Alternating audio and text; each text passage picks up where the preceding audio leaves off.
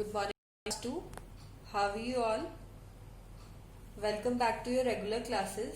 I hope you have enjoyed your summer creative month. From today onwards, we are going to start our regular online classes again. Okay? So, in today's class, we will start our chapter 4, which is Garima Ki Soch. Open your book. In our previous classes, we have completed our 2 chapters and one poem. उपवन के फूल, खेत में खजाना, आजादी की खुशी. Right?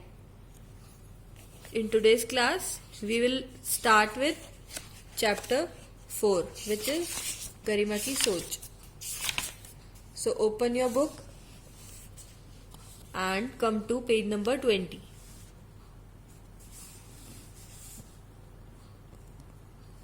गरिमा की सोच. बहुत पुराने समय की बात है. किसी गांव में गरिमा नाम की एक लड़की रहती थी. उसका गांव जंगल के समीप था, इसलिए भी उसे पेड़ पौधों से विशेष लगाव था.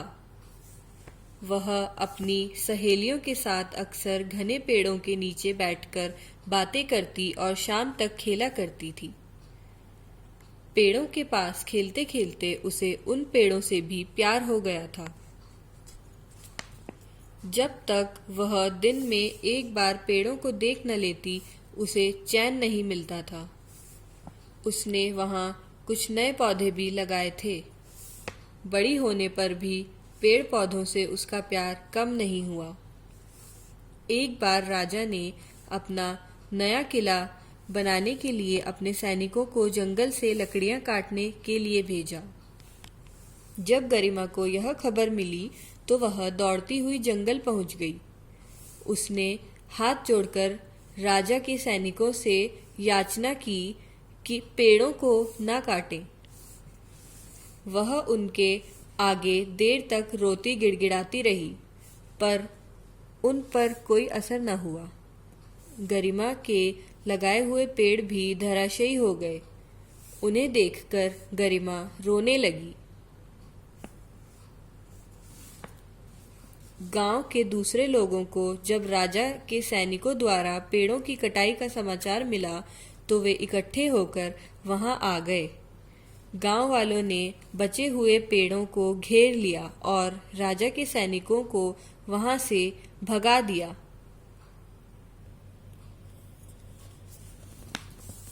बहुत पुराने समय की बात है. बहुत पुराने मतलब बहुत पहले की बात है. किसी गांव में गरिमा नाम की एक लड़की रहती थी.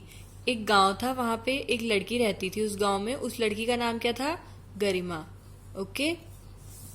उसका गांव जंगल के समीप था.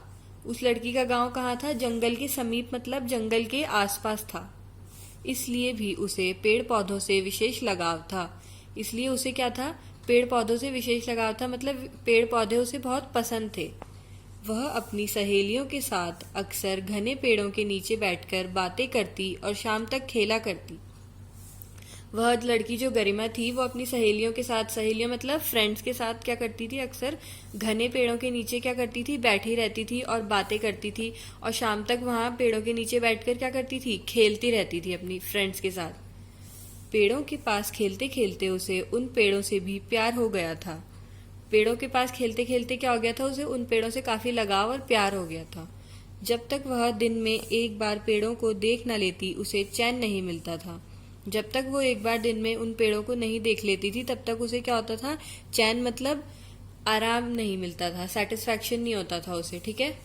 उसने वहां कुछ नए पौधे भी लगाए थे. उसने कुछ नए पौधे और भी लगाए थे वहां उन पेड़ों के साथ साथ. बड़ी होने पर भी पेड़ पौधों से उसका प्यार कम नहीं हुआ. जब वो बड़ी हो गई धीरे धीरे, तो तब भी उसका क्या हुआ? पेड़ पौधों से उसका जो लगाव था, प्यार था, वो कम नहीं हुआ.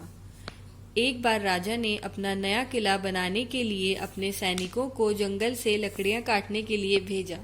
एक बार राजा ने क्या किया? राजा को अपना एक नया किला बनाना था. ठीक है. तो राजा ने अपने सैनिकों को जंगल में भेजा कि जाओ और तुम वहां से लकड़ियां काट कर लाओ. जब गरिमा को यह खबर मिली तो वह दौड़ती हुई जंगल पहुंच गई. जब उसे यह खबर मिली कि कोई पेड़ काटने जंगल आ रहा है तो वो क्या क्या करा उसने, वो भागती हुई फटाफट जंगल में पहुंच गई। उसने हाथ जोड़कर राजा के सैनिकों से याचना की। हाथ जोड़कर उसने याचना की मतलब राजा के सैनिकों से बहुत रिक्वेस्ट की, प्रार्थना की, रिक्वेस्ट की कि इन पेड़ों को मत काटो। वह उनके आगे देर तक रोती गिड़गिड़ाती रही।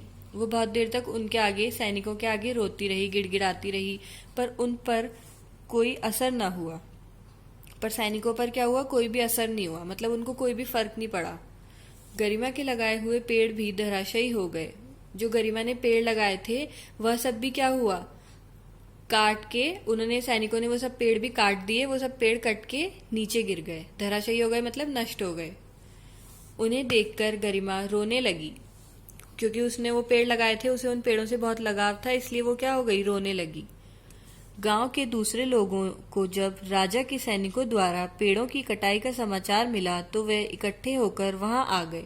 गांव के जो दूसरे लोग थे, जब राजा के सैनिकों ने जो पेड़ काट दिए हैं, जब उन्हें, गांव के लोगों को ये सब समाचार मिला, मतलब ये बात पता चली, तो वे सब क्या हो गए, इकट्ठे होकर क्या हो गए, वहीं पहुंच गए जंगल में।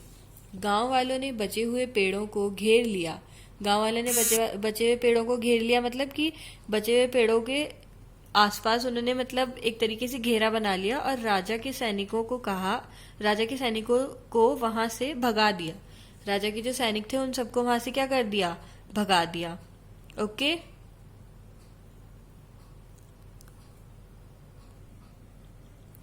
सो क्लास, आज हम अपनी क्लास में इस चैप्टर को यहीं तक पढ़ेंगे। ओके, हमने यहाँ तक कंप्लीट कर लिया है। आई होप आप लोगों को समझ में आ गया होगा। You have to read this page of this chapter, okay, once or twice. That's all for today's class. Have a nice day. Bye bye. Take care.